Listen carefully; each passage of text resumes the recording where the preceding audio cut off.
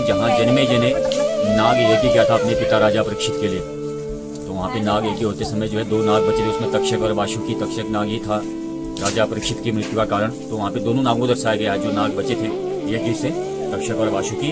फिर वहाँ से जो यात्रा संपूर्ण है पाताल की, वो शेषनाग के शरीर के ऊपर ही है, रीढ़ में चलना पड़ता है पूरी यात्रा शिवलिंग तक की। तो आगे बढ़ने के बाद हमें आदि गणेश के दर्शन होते हैं। जब भगवान शिव ने गणेश जी का सर काटा था तो उनका धड़ है कलयुग के लिए पाताल में, और उन्हीं धड़ के ऊपर अभिषेक होता है ब्रह्म कमल से। और थोड़ा आगे जाने के बाद केदारनाथ के दर्शन होते हैं। बद्रीनाथ और अमरनाथ के तीनों के दर्शन एक स्थान पे हैं। अमरनाथ की गुफा है, बाबा अमरनाथ की जगहें बनी हैं। आगे जाने के बाद भगवान शिव के विकराल अवतार के दर्शन है काल भैरव के रूप में, जब असुरों का विनाश करने के लिए अपना ये रूप धारण किया था। उनके बाद भगवान शिव की झोली है और भगवान शिव का आसन बना हुआ है पाताल देवी। उनके दर्शन के बाद हम जिन द्वारों से होकर गुजरते हैं तो उसमें धर्म और मोक्ष के द्वार से जाते हैं। और फिर हम जाते हैं, आगे जाने के बाद हमें कल्प वृक्ष के दर्शन होते हैं जो समुद्र मंथन के समय निकला था। बंटवारे में देवराज के बाद था द्वापर युग में भगवान कृष्ण जी गए थे सत्यभामा के लिए, तो मनोकामना वृक्ष था। तो वहीं से गुफा जाती है कदली वन वाली, जहाँ से द्वापर युग में भीम भी गए थे ब्रह्म कमल के लिए, उनकी परीक्षा ली गई थी।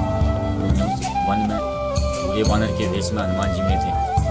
फिर आगे जाने के बाद ब्रह्म कपाली है जहाँ लोग अपने पूर्वजों के पिंडदान करते हैं। तो उन्हीं के ऊपर कामधेनु गाय के थन भी है, गाय के दर्शन है। फिर आगे जाने के बाद हंस है सप्तकुंड की रक्षा के लिए। उनके आगे जाने के बाद भगवान शिव की विशाल जटाएं हैं, उनके नीचे 33 कोटि देवी देवताओं के दर्शन है पिंड रूप में।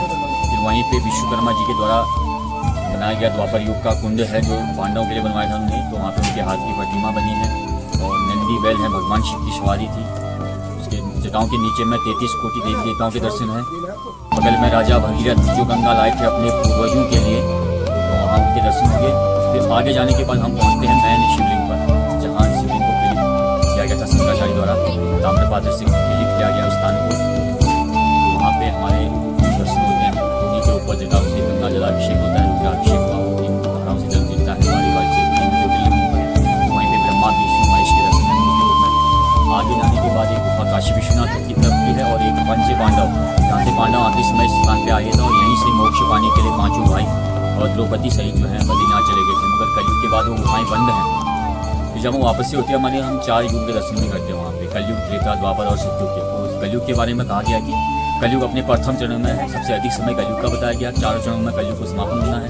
चौथा चरण कहा गया जब उस ब्रह्मांड से छुएगा तो सृष्टि का अंत भी बताया गया है। जब हम आते हैं लौटते समय तो भगवान शिव के मनोकामना कमंडल के दर्शन करते हैं और वहीं पे ऐरावत हाथी जो इंद्र को समुद्र मंथन के समय में आता है। तो यहीं पे हमारी संपूर्ण यात्रा जो है पाताल लोक की जो है संपन्न होकर हम बाहर की ओर प्रस्थान करते हैं।